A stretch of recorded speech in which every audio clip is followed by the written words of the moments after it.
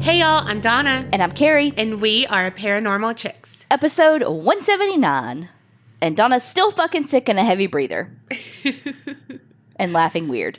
Because she can't laugh too hard because then she'll start coughing him and it's a whole fucking process. It is. And then she blows her nose like this.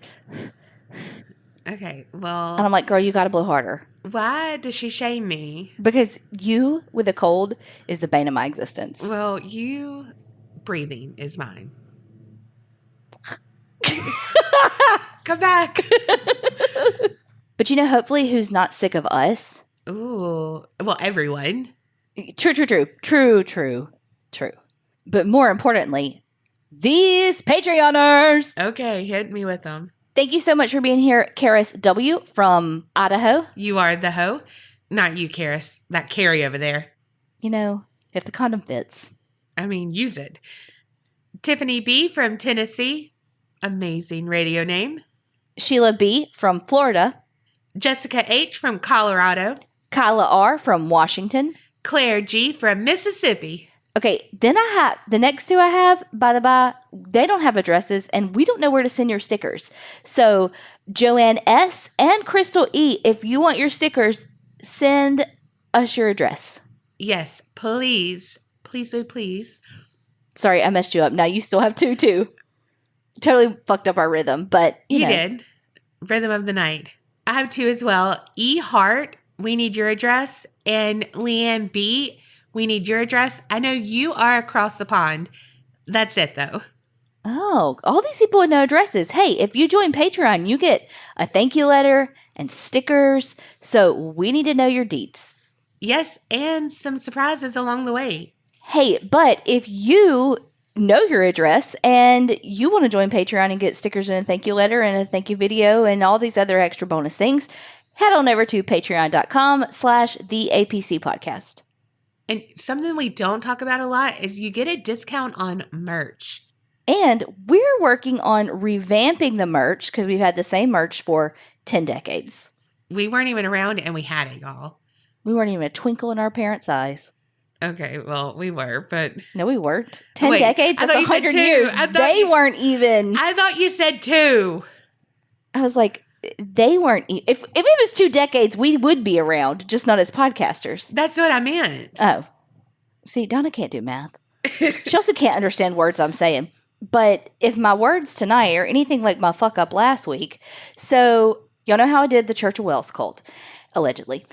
And I think there was like 4 of you who are freaking amazing on the Facebook group and the Creepinati Facebook group were like, oh my God, did you know that Israel Keys, the serial killer, his mom is actually a member of the Church of Wells?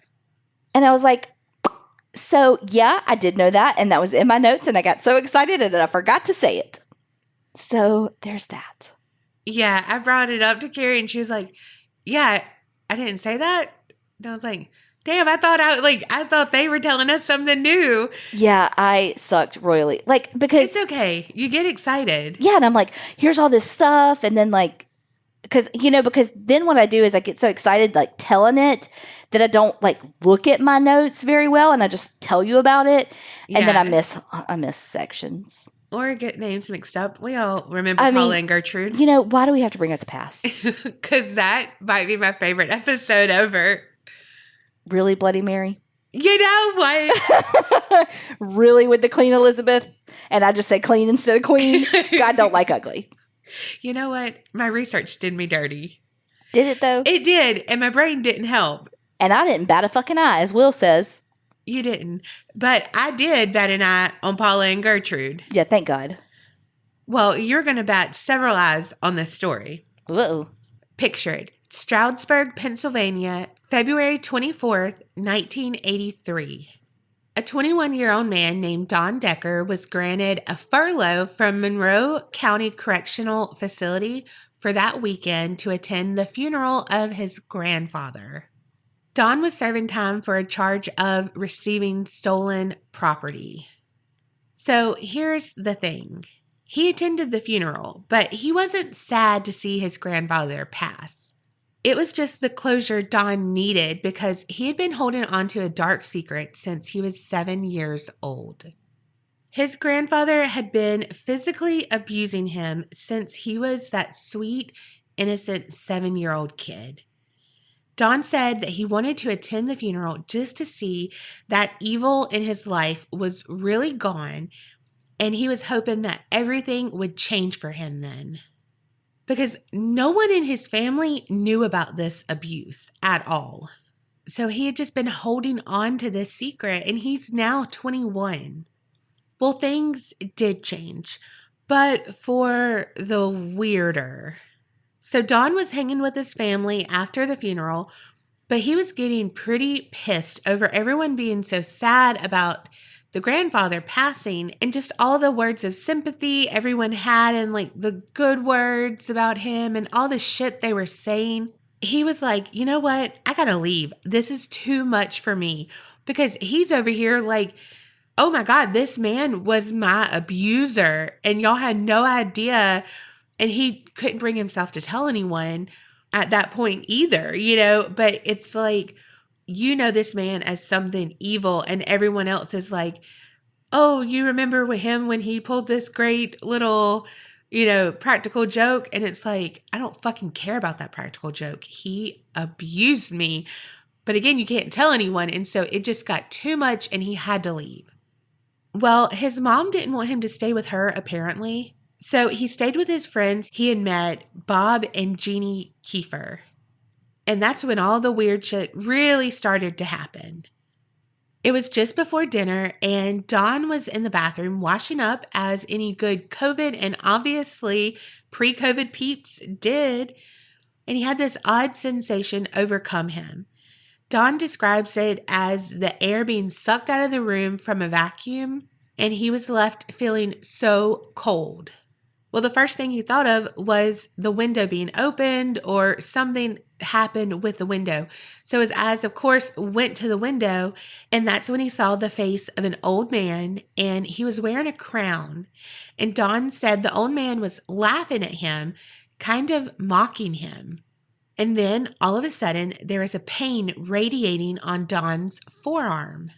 He said it was like deep claw marks on his forearm, but it was from something invisible. So he cleaned himself up because there was blood then, cleaned himself up, went downstairs, and told his friends about it. Well, Bob looked over his arm and was skeptical at first, but Don was like, I swear I did not do this to myself. I couldn't have done these marks. Like, how could I have made them? I swear. Well, after they finished, they were in the living room, and that cold feeling hit Don again. And he kind of just went into a trance. At this same time, Bob was reading the newspaper, and he felt some water droplets hit his shoulders and the paper, like the ones that hit me when I walk into your living room or when I'm sitting in your bathroom. You know what? Don't come for me. That ductwork is supposed to get fixed in like 2 weeks. Mm-hmm. And don't even get me started on how much it's going to cost. Oh, gosh, I can't even imagine. I mean, I can.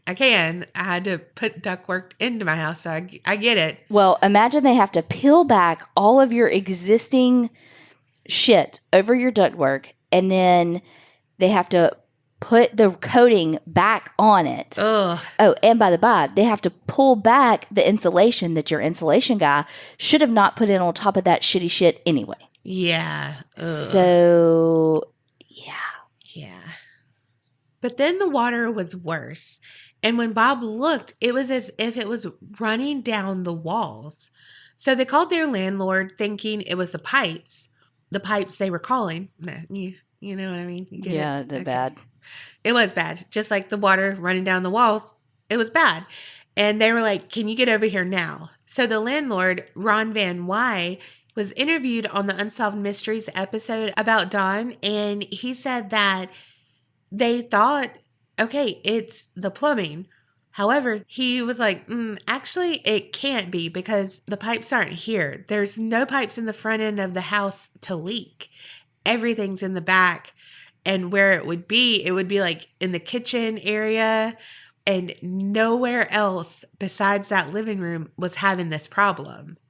Well, then after a little bit, he was like, okay, actually, it's not just coming from the ceiling down. It's actually coming like horizontal as well. It's coming from the floor up. It's coming all different directions. So naturally, Ron called his wife, Romaine, and was like, you have to get over here. It is wild. Then they decided to call the police in that order. John Bojan was the first officer at the house that night. He was also interviewed, and he said, I literally had a chill going up my spine, made the hair stand up on your neck. That's how I felt. So he called for backup, and he called his fellow officer, Richard Walbert. So Richard gets over there, and John's like, hey, I need you to be my backup in here, but I need you to go into the house. And Richard's like, I'm not, till you tell me what's going on, because he thought he was pulling a prank on him. But soon, John talked Richard into going in, and they witnessed that, again, it wasn't just raining inside, which was weird itself, but when they were standing in the door, there were the water droplets moving between them, like horizontally between them. And they were like, what in the blob is going on here? Exactly. Like, wait, that's not normal. Like, raining inside, not normal. This, definitely not normal.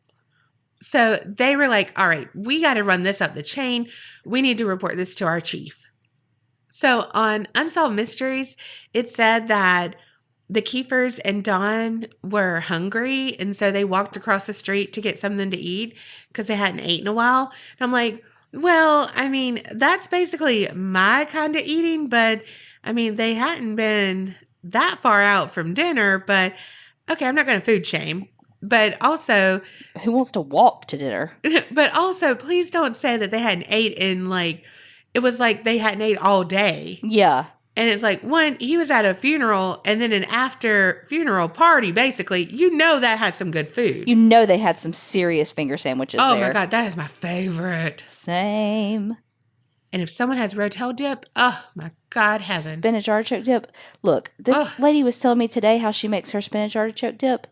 And I was like, you put spinach in it? Because Kerri one time didn't. You know, one time you forget the fucking spinach. And then she's like, actually, it's okay without it. So we actually, don't I kind have of to really do like it. No, she said that she puts the white queso. Tell me more. No. Cream cheese. Mm-hmm. Something else in spinach. I was like, oh my God, that sounds amazing. Does she need to adopt me? I think so. We volunteered her to bring it to work one day. Right? I was about to say, can she give you a sampling of it? Okay. The only people who remained at the house was the landlord, Ron, and his wife, Romaine. Ron and Romaine remained.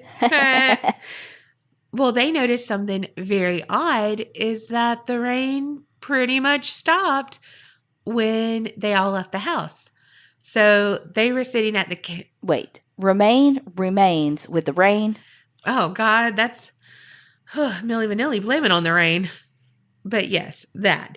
But they were sitting at the kitchen table like, what in the world is going on? How is this happening? And probably like, what in the world are we going to do? How are we going to afford to fix this for these people? But again, everything had pretty much stopped. So then they were like, okay, this is fucking weird. And also, you know, they were probably like, okay, it's going to dry out. We just need to get some fans. You know, they had their little game plan going on. They had Service Master on dial. Right. On dial. Oh, Jesus. But cut across to the restaurant, and Pam, she had seen earlier, because again, this is happening. And so everyone's like, what the fuck? Why are the police over there over at the Kiefers? So Pam was convinced that Don Decker was possessed. She was like, that boy has a demon in him. And so one, why were you letting him in your restaurant? But I guess she can't turn around and be like, sorry, no demon possessed people allowed. Gotta go. And also, he might leave her a tip. I mean, hard times. We are in a pandemic. Right. So they're sitting there and Dawn just kind of goes into that trance again. And around him, you know, they're just kind of talking about him and he's in this trance-like state. Well, then drop, drop, drop. Some water over their table starts happening. So Pam, she is like, You know what? I have a cross in the cash register. Hold on. She goes, gets a cross, and like, put your hand out. Puts it in his hand, and he's like, it's burning, and tries to give it back to her. And she's like, told you, demon possessed. That is what I'm talking about. Like, now we have proof, all this stuff. Well, then from all of this commotion, it's now like not just drop, drop, drop. It is a downpour over their table. So now everyone is like, all right, this is weird though, because it was only in that one room where Don was. Now it's over in the pizzeria where Don is, over the table where he's sitting. And he keeps going into this like trance, and then this starts to occur. So they get back to the house. That's when Romaine is like, Don, you are doing this yourself. I don't know what you're doing, but you need to stop because you're messing up this house. You're causing all this ruckus. And about that time, the pots and pans over the stove started to rattle and shake. Well, just then, Don starts to levitate. So he's just floating over them. And I just want to be like, what? Are you showing your authority? You know what I mean? Like, he gets confronted and it's like the pots rattle, and then he's like, I'm taller than you. Like, I don't know. It was just so random. But then he gets pushed back from unseen hands and falls against the kitchen wall. Also, it has to be said that Don said that he's very assertive, and that made him feel like he was a newborn. But what? Yeah, and then he said that he was scared talking about it right then still. That was in Unsolved Mysteries. But if y'all watch it, it's season 5, episode 18. Don is like the most soft-spoken guy who seems super just, I don't know what else to say other than soft-spoken. So for him to be like, I'm very assertive, and like how he uses assertive to be, I'm guessing like dominant and authoritative and all of that. But he's like, I'm a big man. I'm strong. I'm all of this. And he tossed me around like I was a newborn. Yeah. But he's just so soft and gentle and whatever. And I'm just like, sir, are you the same person that you're pretending to be? Yeah.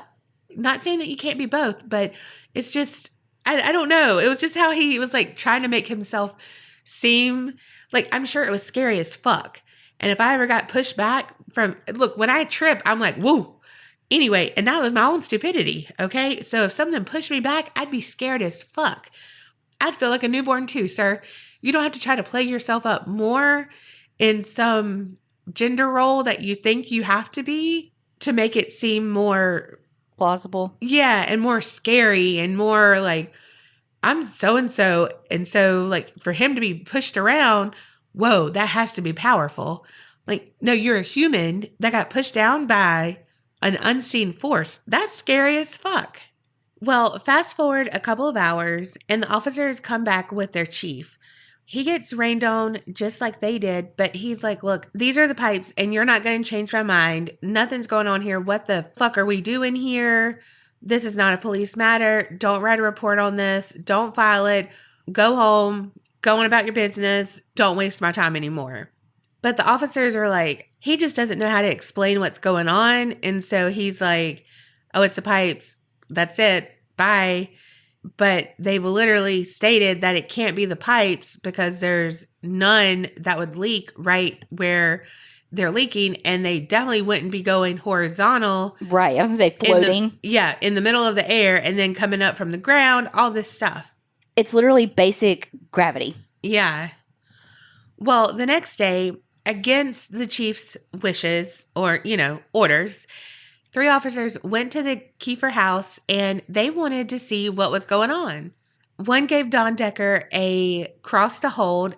The next thing the police knows, Don's saying, oh my gosh, it's burning my hand. It's burning my hand. And he dropped it to the floor. Well, when the police go to grab it, that officer is like, it was kind of hot to the touch. Not like where I had to drop it, but it definitely wasn't the same temperature that I gave it to him at.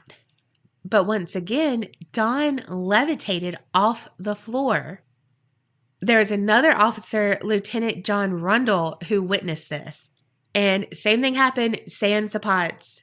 He's off the ground, but then he gets hit by an unseen force, knocked to the next wall.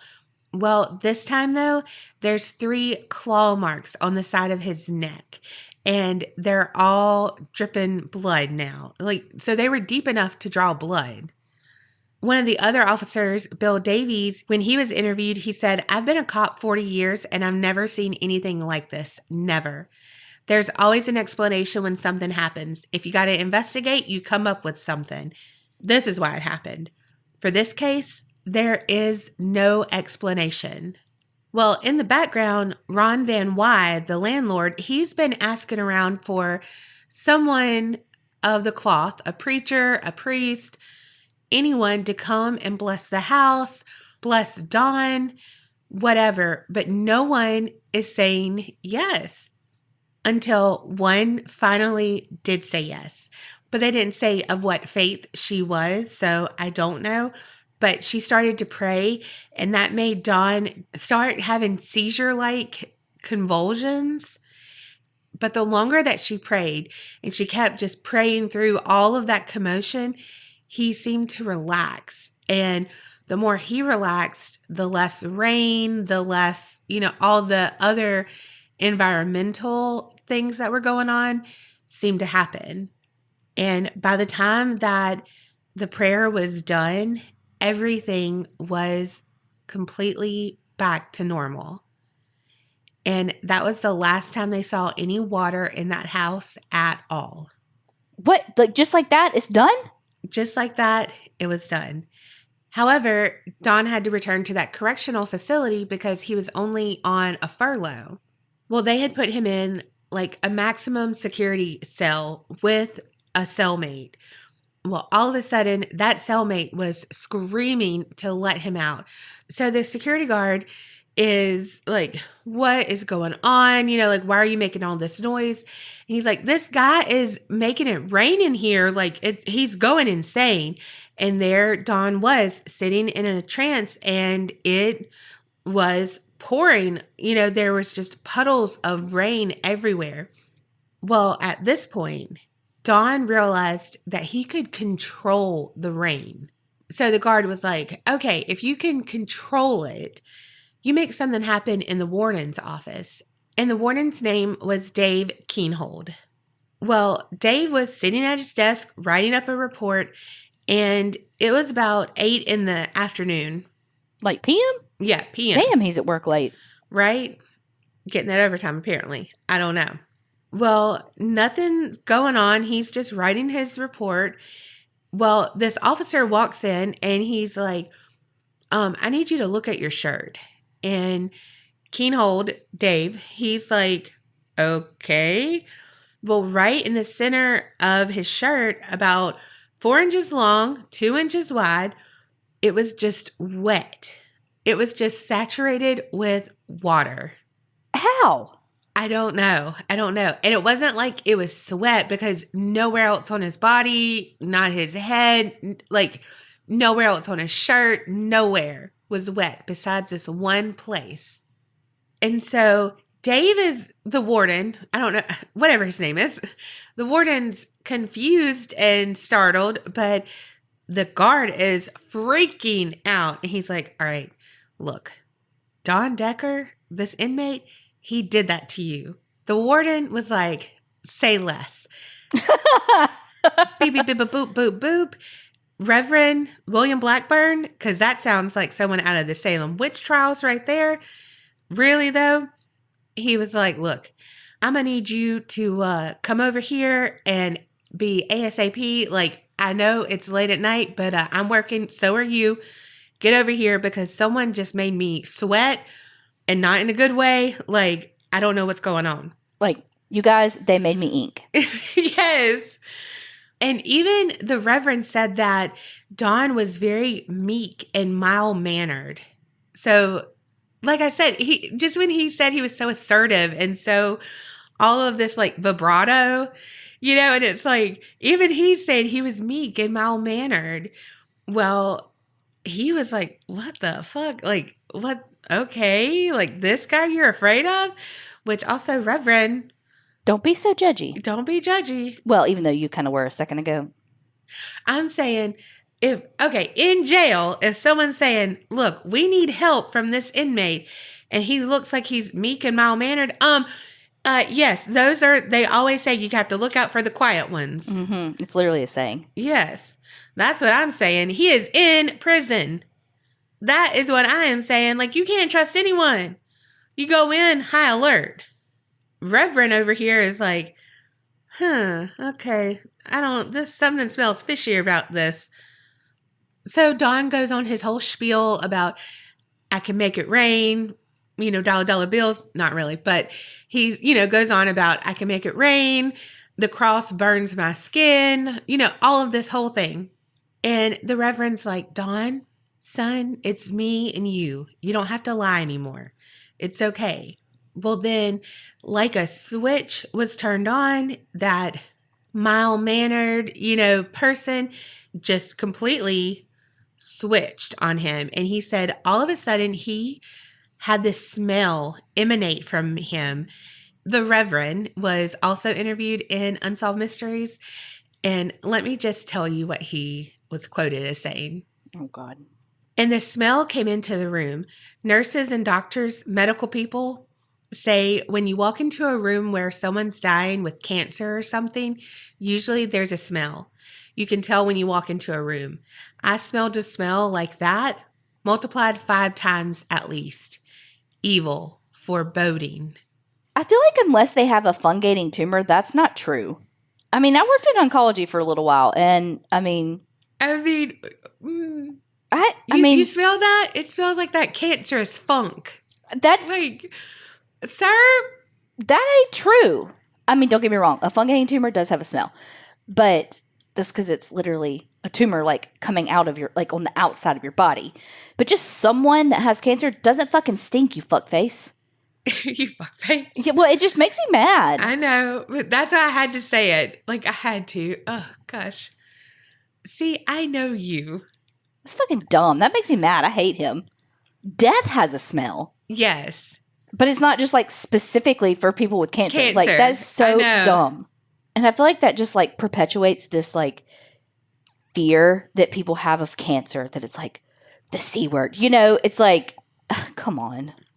Don't get me wrong. Cancer's terrible. And I'm not saying that like we shouldn't be fearful of it, because I mean, people fucking die from it. But I'm saying it just perpetuates this ridiculous like boogeyman mentality. Does that make any sense? Yeah, it totally does. Because people are still like, I have cancer. It's okay.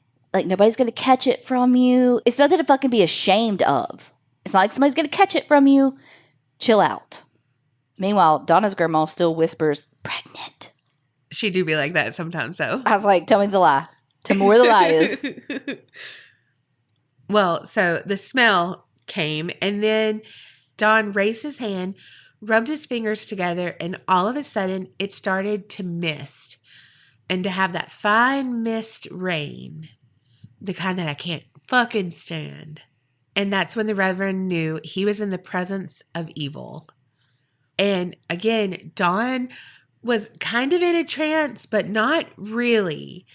He was more alert this time, but he had that shift in his personality. He wasn't that soft-spoken person. He was more assertive when he was taken over by whatever was making it rain. So the Reverend opened up his Bible and started to read the Bible to him. And at that point, everything was getting wet besides the Bible. Jesus. Literally.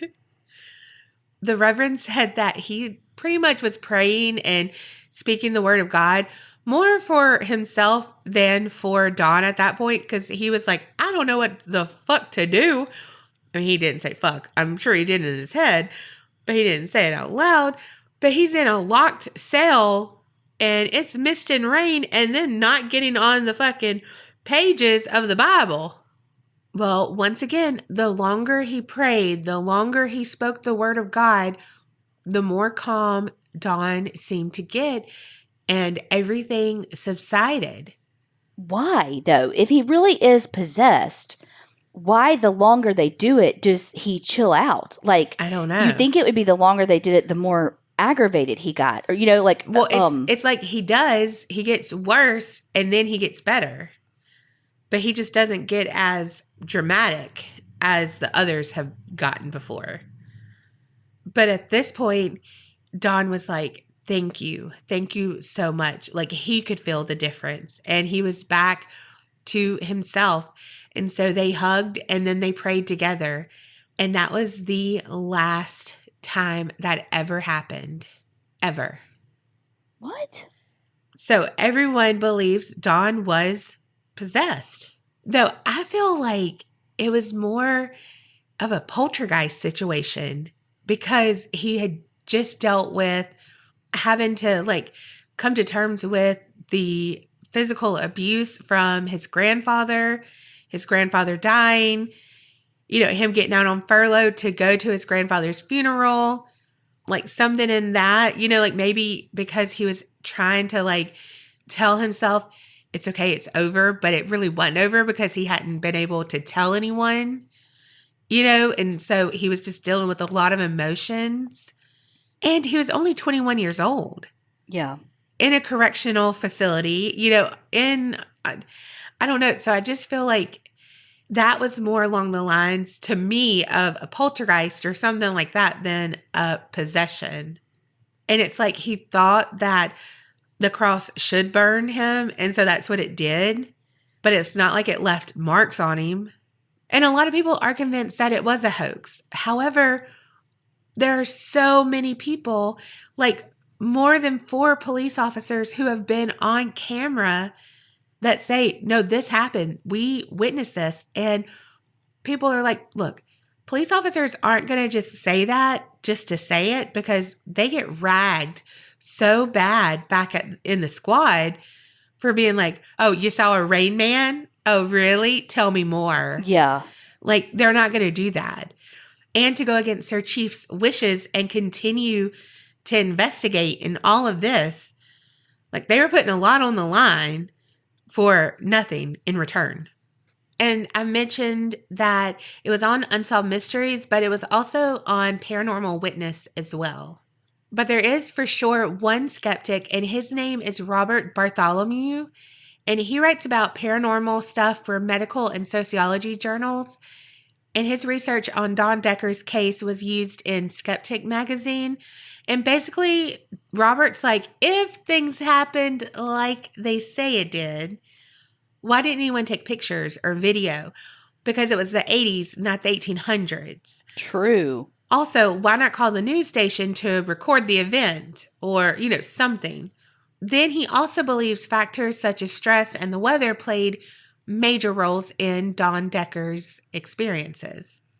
Because again, Don Decker was under a lot of stress, serving time in jail, experiencing the death of a relative, like I said, who had abused him.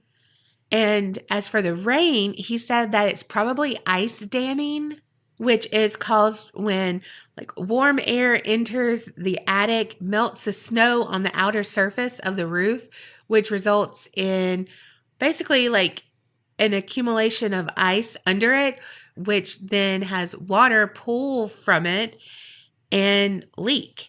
And you guessed it, Pennsylvania is moderate to high risk for winter moisture problems. And one of the most severe problems is ice damming.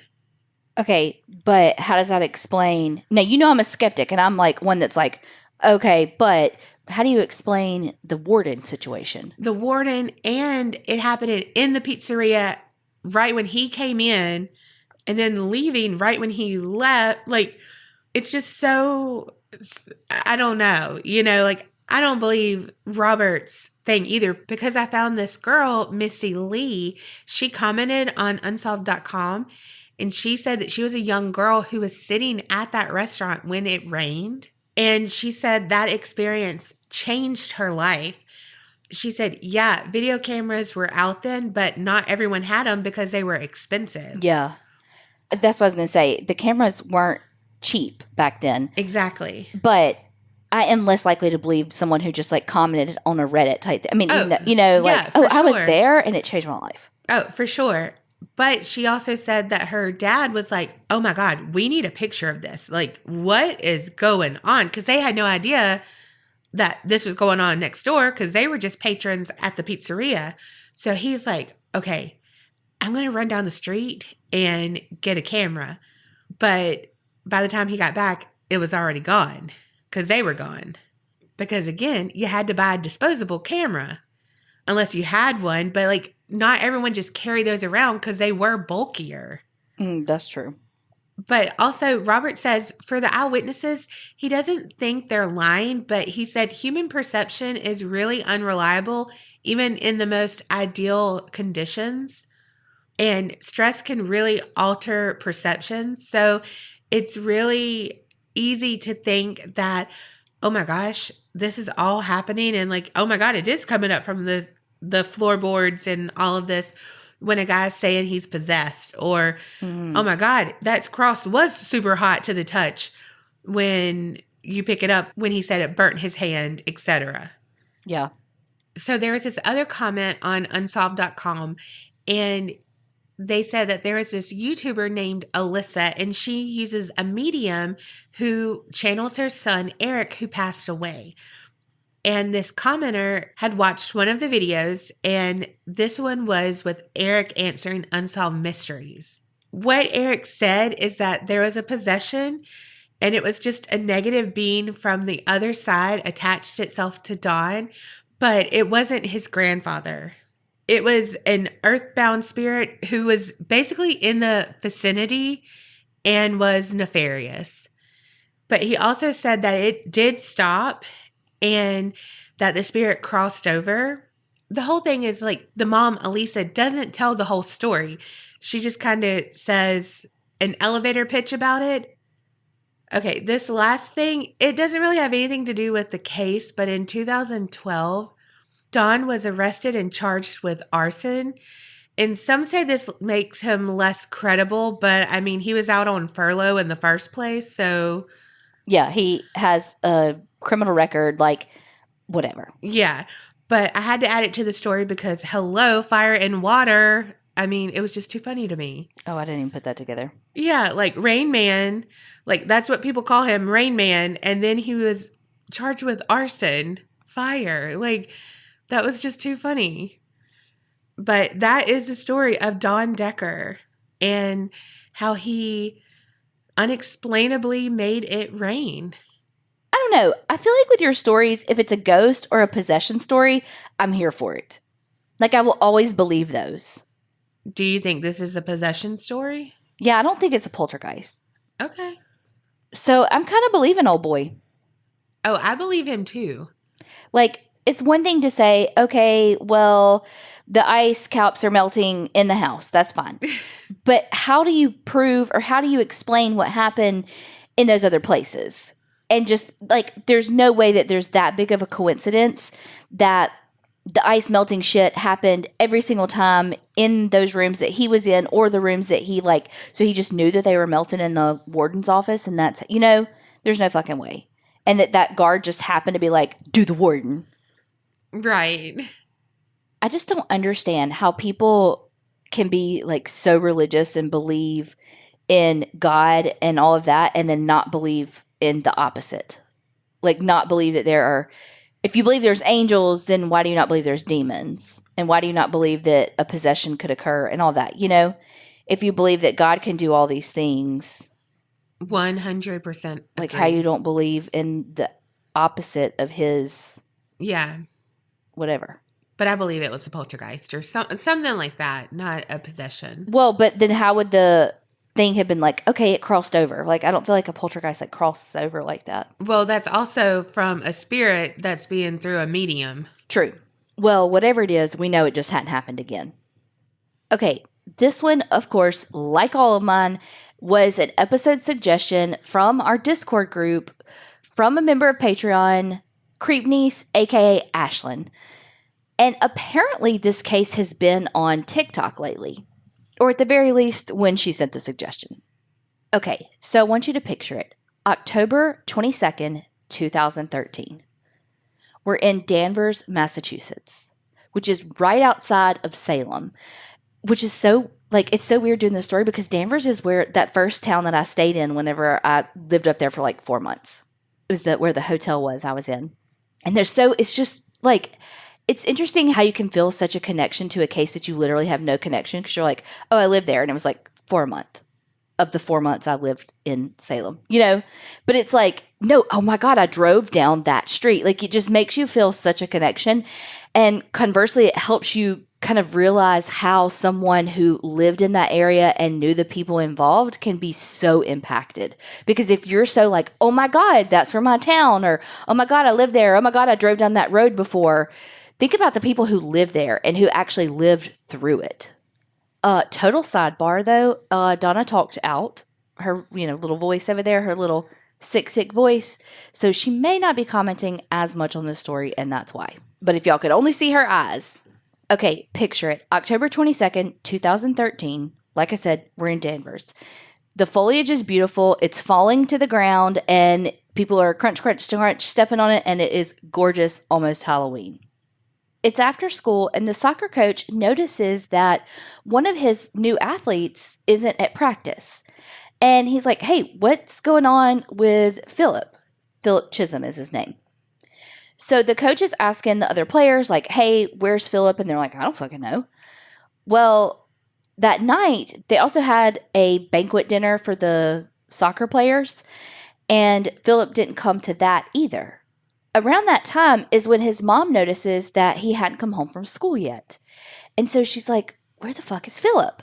His mom, Diana, doesn't really have anywhere to turn because Philip is new to the area.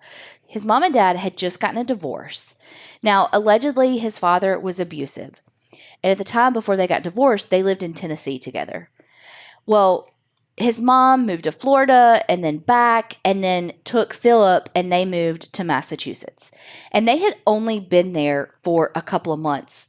And so Diana was kind of like, what do I do? Because he's so new. He doesn't have any friends. Like, there's no friends for me to call because Philip hated the move.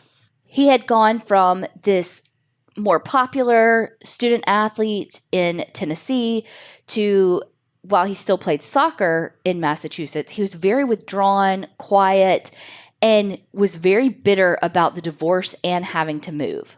So she did her best to see if she could find where he was, but after she had done the best that she could to locate Philip, she went to the police station to file a missing persons report. Now, Philip is only 14, so of course, police acted quickly. They ping his cell phone, and they find that the last place that he was known to be based on the location on his phone was a place called the Hollywood Hits Theater. So police go to the movie theater, and Philip's not there. But they did find out, yes, in fact, he had been there. He had bought a movie ticket and then left. So pretty sure he didn't even stay for the movie. So the police try to ping his phone again, and this time there's no results from it. They're looking at all the social media stuff to see, like, is he posting anything? And there's just no trace of Philip Chism. So the police end up turning to social media to try to help spread the word that the student is missing. All the while this is happening with Philip, another family across town notices that their daughter is missing. But this time, the daughter is actually an adult. It's 24-year-old Colleen Ritzer. And Colleen is actually a 9th grade algebra teacher at the school. Like I said, Colleen's 24 years old. She's in her 2nd year of teaching, and she is loved by the students. She still lives with her parents because, hello, she's 24. And teachers don't make shit, much less your first couple of years. So she's still living with her parents, and they have a really good relationship. So if she's going somewhere after work, she usually will tell them, like, hey, going out with friends, got dinner plans, whatever. Well, when it's time for her to be home and she's not home, her parents call her. Well, she didn't answer. So they text her, they do all the things, and they can't get a hold of her. So her dad goes up to the school and sees that her car is still in the parking lot at Danvers High. He goes to her classroom. None of her stuff is there. And so he's asking around to people like, hey, have you seen Miss Ritzer? Like, do you know where she is? And they're all like, no, I haven't seen her. So they end up reporting Colleen missing as well. Now, at this point, a 14-year-old missing versus a 24-year-old, the minor's going to take priority because she's a 24-year-old that could literally just be at dinner with some friends and have not seen her messages or whatever and just like caught a ride from them leaving from work. So, of course, of the two, the 14-year-old is the higher priority. Word starts getting out that not only is Philip missing, but Colleen is missing too. And it starts a little kind of rumor mill going, wait, this young teacher is missing. Like, is she? Are they? What? And so there's just this unknown time period where they're both missing. And he's a new student, so no one really knows a whole lot about him either. Exactly. So their minds are literally free to just wander. Mm-hmm. And she was the beloved teacher, so it's like she could have taken him under her wing, and then it's like, well, romance blossomed or whatever. Well, police end up getting a tip. They hear from, I believe it's one of her coworkers, that said, hey, actually, Philip is in Colleen's class. And he had been staying after school like some of the other students do for like tutoring help when they're having problems in math. But he wasn't having a problem. And like Colleen didn't really know why he was staying after school. Enough that she had even told one of her friends that's a teacher, like, Philip's staying after class. I don't really know why he's staying. He's not struggling. I don't really know why. Now, some things say that on October 22nd, Colleen had actually asked Philip to stay after class to talk about some things. Either way, police knew at this point that Philip is in her class and that one of the last times that anybody remembers seeing them, they were together after school. So from there, he should have gone to soccer practice and then all of that stuff, but he ended up disappearing for a while and then went to this movie theater. So and now Colleen's missing. So what's going on? Police are starting to get a little sus about old Philip, though, because there's no sign of Colleen. Now, behind the school, there's some woods. And so, of course, within the searching for Philip, but also Colleen, they start looking in those woods behind the school. And a police officer stumbles on a purse. And they know, okay, that purse hadn't been there for very long, but there was nothing in it. So they didn't know whose or what it was. And then they get a little bit further, and buried under some leaves, they see a foot with some pink nail polish sticking out. When they move the leaves, they see that it is Colleen Ritzer's body. Now, I just want to say, content warning, this story is pretty gruesome. So skip forward as you need to, and I'll try to give you some more clues like when it's about to get gruesome. The first thing that they notice is that Colleen is posed very sexually. The other thing they notice is the blood from some sort of wounds. Beside the body, they find a few things such as some gloves and like latex gloves and soccer cleats. Well, I think that narrows it down. Right? And on the body, there was a letter that said, I hate you all.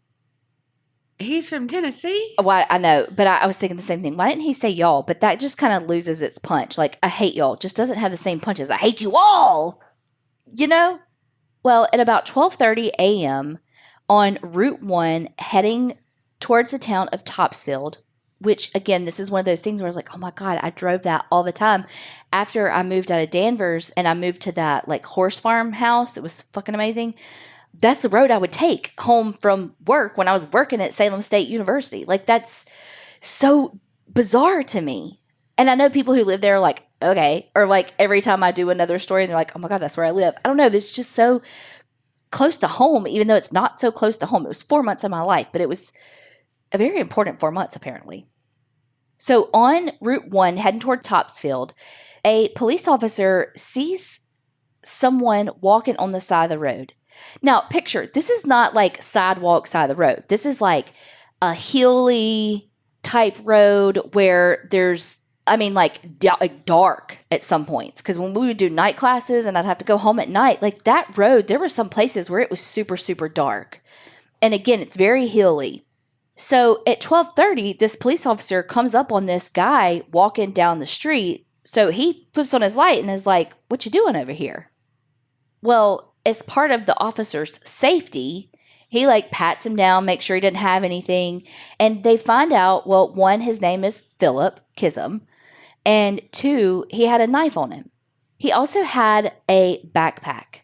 And in the backpack was a box cutter that was bloodstained, a pair of like blue-green women's underwear, and a driver's license and credit cards that had Colleen Ritzer's name on them. So police were like, why do you have somebody's driver's license and credit cards that aren't yours? And he's like, oh, I found them. I found all this at a gas station. You picked up found panties, sir? Gross. I mean, you could have an OnlyFans and sell that shit on the internet. But when they asked him where the blood was from, he said, the girl. What girl? Ruh-roh. Can you give us some more information? So the police take him into custody and bring him to the police station. I do want to back up a little bit and say that when the police were starting to become suspect to the fact that something may have happened involving Philip and Colleen, something with them together, with the help of the school district, the principal, everybody who of course was being so helpful, they were starting to look at the camera footage in the school. Now, the school was upgrading to some fucking amazing cameras, like the kind of cameras that every grocery store, gas station, literally every CCTV footage should be this camera. Some parts where they had, upgraded to the good stuff, you're like, damn, that's good. And then you could see where it flipped to like an older camera that hadn't been upgraded. And you're like, damn, that sucks. But the problem with this is that because they were upgrading the cameras, the computer system had not been fully integrated and upgraded as well. Because again, they were still like in the process. So the cameras were not numbered. And so the police officers were having to go through this footage camera by camera. And we're talking over 100 cameras to see what happened. So not only were they having to go camera by camera, the computer was old and fucking slow. And you can imagine all the error messages that they got. So here's where I'm going to get a little more graphic. Okay, so if you need to fast forward, fast forward. Based on the autopsy, Colleen had been raped, she had been strangled, she had been stabbed 16 times, and then raped again with a branch from the woods. My God. That was the part that I was like, she what? Yeah. That uncalled is for. a whole new fucking level. Yeah. And then not to mention being left in a suggestive pose, but then also buried with leaves. Mm-hmm. But I think it was more concealment versus guilt. Yeah. By this time, police are putting the pieces together. And they've got Philip in custody, and he's talking some. But they also have a better picture of what's going on because of the camera footage. Now, I do want to say that this camera footage is available on YouTube. There's a really good video where they just kind of like splice it all together for you, and they're like, this many minutes later, and it's really good. And it is so powerful and somber, and I can't even think of all the adjectives to describe this fucking video. And I say watch it at your own discretion. It doesn't show anything, but it shows so much. We'll link the specific YouTube video that I watched for this on the website, aparanormalchicks.com. Not a plug, just a thing. Okay, but now we're going to talk about a breakdown of what the police saw on this video. So we know that Colleen and Philip were in the classroom. We also have some witness testimony that was in the classroom with them because it was those two and a girl she was there doing like some extra credit work. And the girl said that Colleen was talking to Philip and they were talking about a bunch of different things. Like they had talked about China, and then she said something about Tennessee, Philip became visibly upset, and so Colleen changed the subject. Now, we know later that Philip says Colleen said a trigger word or a word that triggered him. And then at first he was like not saying what the word was. But then somewhere else I saw that the word was Tennessee. But again, allegedly he had been abused by his father, and he was having a really hard time with this move. And so it stands to reason that Tennessee was the word that kind of triggered him. And again, he became visibly upset talking about it. So she knew she had to back off and change the subject and let's move on. Let's keep working on your work kind of thing. Well, based on the video footage, at 2:54, Colleen leaves her classroom on the second floor of the building to go to the bathroom. Now, the faculty bathroom was occupied, and so she had to use the girls' bathroom that was accessible to the students. So you see Colleen walk into the bathroom. A minute later, you see Philip stick his head out, kind of look around, and go back into the classroom.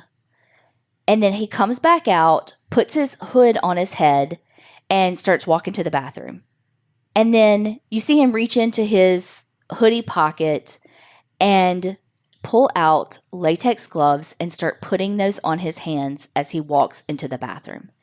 And that to me was bone chilling, because you know what's about to happen and you're watching him put gloves on his hands to go take this woman's life. And that is so premeditation. Oh, abso-fucking-lutely. About 11 or 12 minutes later, this female student, you see her walk to the bathroom. She goes in the bathroom and then like immediately comes back out and like walks away quickly.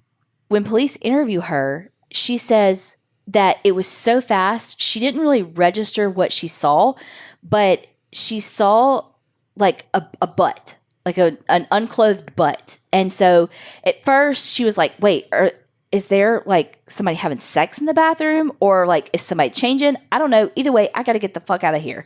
And so she just saw a naked butt and was like, whoop, and walked out real quick. So she was like, I didn't even process what I saw. I don't actually know what I saw. A minute later, you see Philip walk out of the bathroom after the girl leaves. Philip has a ton of outfit changes during this. Like, I can't even remember them all. Like, he goes in with a blue hoodie. He comes out with the hoodie off. And then he goes back into the classroom after that girl leaves. And then you see him just like walking around campus, in and out of the building. He changes clothes into this red hoodie. I mean, like, there's just a couple of outfit changes. And there's no rhyme or reason. And I'm like, what is he doing? Like, she's just laying there in the bathroom. Like, what is he doing with these outfit changes? You know, you do see him walk out that first time, and clearly he's going to like dump the gloves and the hoodie or whatever he had on that had blood on him. We know that because we know that in the bathroom, Colleen was stabbed, strangled, and raped. At one point when he leaves the building, he comes back in wearing a black ski mask and dragging this recycle trash can. Like the waste management, like the big tall ones that you put your trash in at your house and you put down by the road, and then the thing comes and like grabs it and picks it up and dumps it. Like that kind. My only thing would be for eyewitnesses like, oh, I saw him in a yellow shirt at 2. But then with the ski mask thing, no, he didn't want anyone to know that he was going back in with the waste bin. No, actually not that. Because, well, let me back up. What I don't understand is that school's out, but people are still walking around, going to their extracurriculars. Like, the school's bustling. And he's walking around with a fucking ski mask on. Like, that's what I don't get. Now, I did listen to this podcast called The First Degree, and they did an episode on this, and they had an interview with a girl from the town who was a senior when this happened. And she said that him pulling the recycle bin wasn't that big of a deal because a lot of times the custodians would ask some of the boys to like carry them out for them. So she said herself, like, had I watched him going back and forth with that trash can, I would have never thought a second thing of it because that was a norm around there. I bet they don't fucking do it anymore. Only employees now, but it would not have been out of the norm. And you can even see in these back and forths of clothes changing, you can see him like literally stop and talk to people. Like there'll be people walking down the hall that he passes. Like one guy's like dribbling a soccer ball and like he stops in the middle of the camera frame and like it looks like they're talking to one another, but you can't see Philip, but you can see that guy stopped like talking to somebody, just kind of playing around with the ball. You see him pass a teacher who's leaving for the day. It's just all of these people think that they're just going about their days. Like they have no idea that this kid that they're passing has just committed this horrible crime right down the hall. So you see him in the video bring the trash can back into the building with his ski mask on, which is so creepy to me. Cameras with people with ski masks are so scary. Well, people with ski masks are so scary. They're never skiing. He brings the trash can to the bathroom, and then after a couple of minutes, you see him go to the elevator with the trash can and then out of the building towards the parking lot. One thing I saw said at about 3:30, this mom of a student says that she sees him running because in the video, he's always running wherever he's going. That's another thing too. Like literally he's running down the hall at one point past a teacher that's leaving for the day. And she wasn't like, no running in the halls. Like it's just, everybody's just going about their shit. But that video I watched showed it was like 25 minutes after he left with the trash can that he came back with it. So the last part that we see him with the ski mask on is at 3:22. So that's only like 8 minutes. Either way, I really think it was 25 minutes. But after about 25 minutes, he comes back with a trash can, puts that up somewhere, and then does a lot more walking around, changing of clothes, sitting in the parking lot, walking some more. And then from there, we know that he went to this place called BJ's Wholesale Club and got him a drink. While he was walking around, you could also see him in the footage stop and just like shoot the shit with this kid that he knew from church. And the kid that he talks to was homeschooled but played soccer there. And like you can just see them like chit-chatting and they're just talking about what they're going to do for the weekend. It's no big deal that we know that he just dumped this body in the woods and assaulted her with a fucking tree branch. So from there, he goes to BJ's Wholesale Club, gets himself a little drink, steals a scuba knife, and then from there, he uses Colleen's credit card to get himself some food at Wendy's. Then from there is when he goes to the movies. And again, he uses Colleen's credit card to buy that movie ticket. So, of course, they end up charging him with the murder of Colleen. Now, there was some back and forth in the trial about whether his confession to police should be admissible because they say it's fruit of the poisonous tree and that he should have never been in police custody, period. And from the moment that the police stopped to check on him, this kid walking down the road with their blue lights on, it became a stop and not just like a, hey, are you okay type thing. But the prosecutor argued, okay, no, this is a dark road that's very hilly. This was right at the top of a hill. And so it's not safe because the people coming over it can't see that police car. And so they had their lights on for safety. And if there's a 14-year-old walking down the street and the police don't stop and ask them questions at 12:30 at night, we have a bigger problem. And well, not a bigger problem, but we have a problem. And so it ended up getting eliminated from the trial because they said that it wasn't admissible. That's pretty shitty. Well, I see what they're saying that if they took him into custody without an arrest or whatever, then okay. He had bloody weapons on him. Right. Panties. Credit card and driver's license of someone that did not belong to him. That right there should be enough, even if it's just for theft. Right. But they had already found the body that they belonged to. Well, here's the thing, though. They found the body in Danvers. This is Topsfield, so it's different. It's different. Yeah. So they didn't necessarily know, I don't think, that they had found the body. I bet they did. No, I really think that they didn't. Oh, really? Yeah. I would just thinking that, how far, they're not far apart though, right? They're pretty far apart. I mean, they're like 20 minutes. Okay. Yeah, that makes sense then. But still, yeah, they're not his. His attorneys tried to claim an insanity plea, and it didn't work. They said that he was in the throes of a psychosis and he couldn't help it, and that it was all related to mental illness that ran in his family. He just happened to have planned to have latex gloves on. And multiple outfit changes. Uh-huh. Yeah, that was that. You didn't come to school with a box cutter, a knife, multiple outfits so that you could, change when you got blood on you. And like you said, the gloves and not have a plan. Right. So the other debate that was kind of a big debate in the trial was that when did Colleen actually pass? Because if she was still alive in the woods, then it would up the rape charge because of the heinousness, I don't know if that's a word, but the heinousness of him using the object in the woods. And so there was a debate on whether or not she had already passed from her wounds in the bathroom.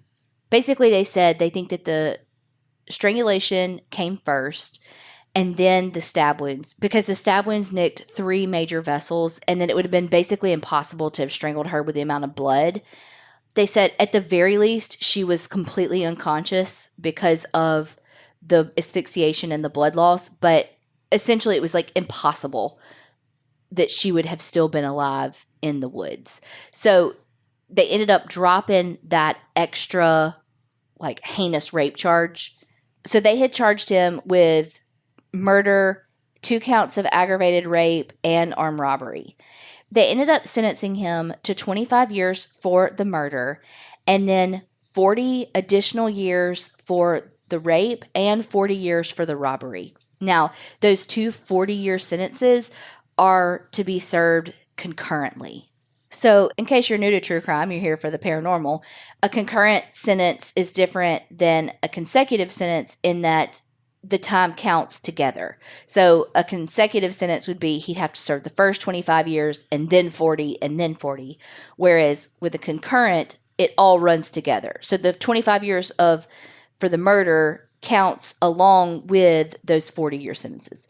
So based on this, he would be eligible to be released when he was 54. Now, what we didn't find out in the trial, because it would be to prejudice for the jury, was that while Philip was being held in the juvenile detention center jail thingy, awaiting trial, he basically committed the same crime. So he was supposed to attend some classes while he was there, and this day he was refusing. He had to sit and study at this table, kind of in an open day room with the tables and the chairs. And how it was set up, there was this little wall where a guard sat beside so that they could see down this hallway and then they could see in this room. And on this particular day, it was a 29-year-old female guard, and I don't know her name. At one point, the guard gets up to go use the bathroom, and it's inside the staff locker room area. Philip gets up, looks around, makes sure that no staff's around, and kicks off his sandals so he's quieter, follows this guard into the bathroom.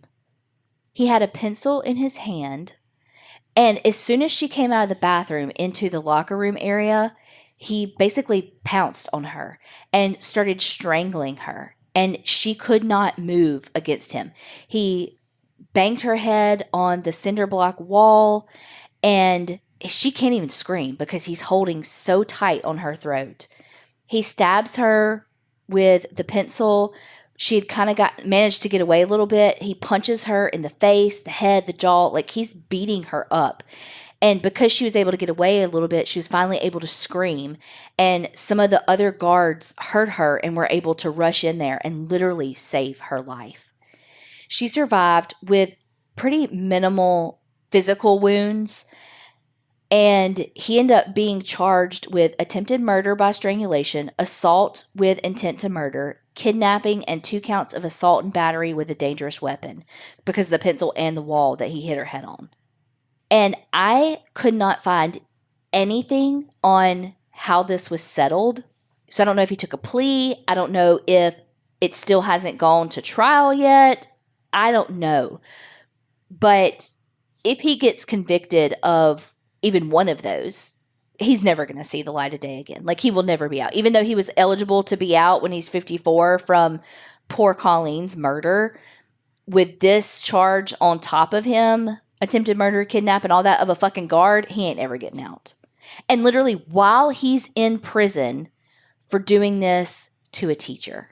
This is just such a heartbreaking story that just rocked the Danvers area and the school. And, you know, it seems like from the interviews that I've read that, I mean, they were never the same. The school was never the same. The principal was never the same. The girl that they interviewed on the first degree, it was her senior year, and she said she didn't go to prom. She opted to have her diploma mailed to her. Like, the school was closed for, I think, like 3 weeks. They had to offer trauma counseling. At first, they said they were going to have trauma counseling available for a week, and they ended up having it for the rest of the school year for kids. I mean, people were really impacted by the horrific nature of this crime, but also a 14-year-old. I mean, there was, you know, it was like, should he be tried as an adult? Should he not? But of course, he ended up being tried as an adult. But it's like, no, this was like serial killer behavior. You know, the planning with the clothes and the gloves, and then taking her to the woods and doing all the shit he did with her in the woods, and then doing it basically the exact same thing again by following another young female into a bathroom and attacking her. And the same thing, I have no doubt, would have happened to that guard had the other guards not intervened. Right.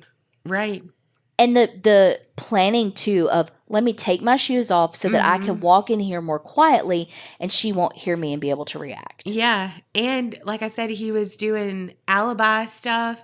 He went and got that ticket. Yes. Did not go and see that movie. He just knew, hey, I need to have a ticket. Like, I need to have been here. Someone see me. Right. But then still dumb 14-year-old logic because he used her credit card. And, you know, you committed this crime in a school with over 100 cameras. Like, everything is on camera except for what happened in the bathroom, because that's fucking illegal to put a camera in there. Like, they can't even angle the camera towards the door because you can't see what happens when the door opens. Right. You know? Yeah. So literally everything that could possibly have been caught on camera was.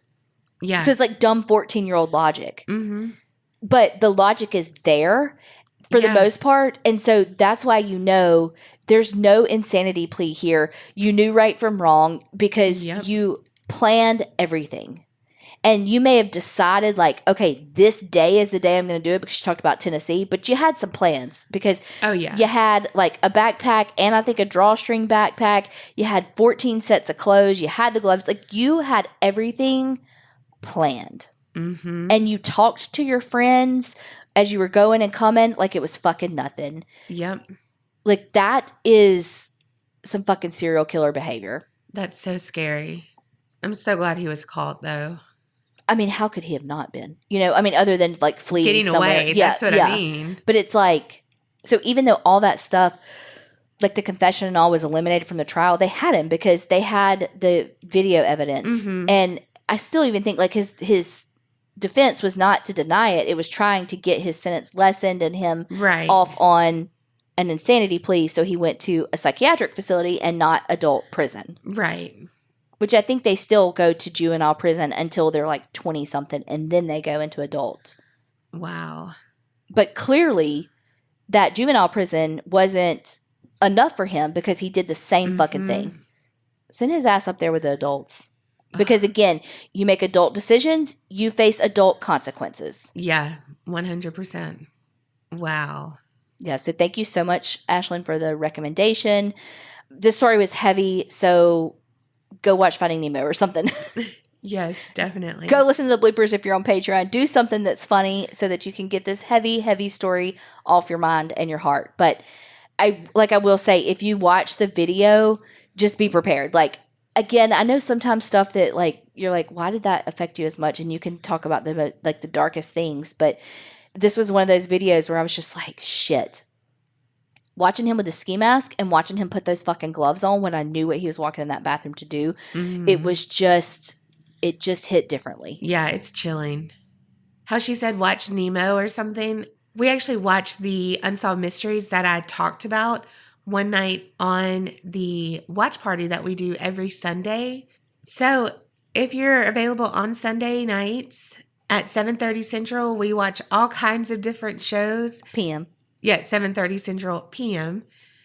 It goes usually till about 9:30 Central PM. Sometimes it stops at 8:30. Yeah, it really depends on what we watch. I mean, if you were on it Sunday, I tried to do it on my Kindle, and no shade Kindle, but my words were backwards. Like, not the letters, the actual words themselves were in a flip. She was Yoda. Yeah, it was like a put your thing down, flip, and reverse it of the words, but the letters within the words were straight. I don't know what happened. Yes. It was hilarious. So there's all kinds of shenanigans. So hop onto the watch party. It's free. Literally anybody, if you're in the Facebook group, Teresa Brundage, Creep Mom posts it every Sunday. You can just click on the link and join in. You're not your face. You're just talking to us like we're AOL friends. Yep, definitely. So check all that out. And thank y'all so much for listening and supporting us. And remember, Creep it real and don't get scared.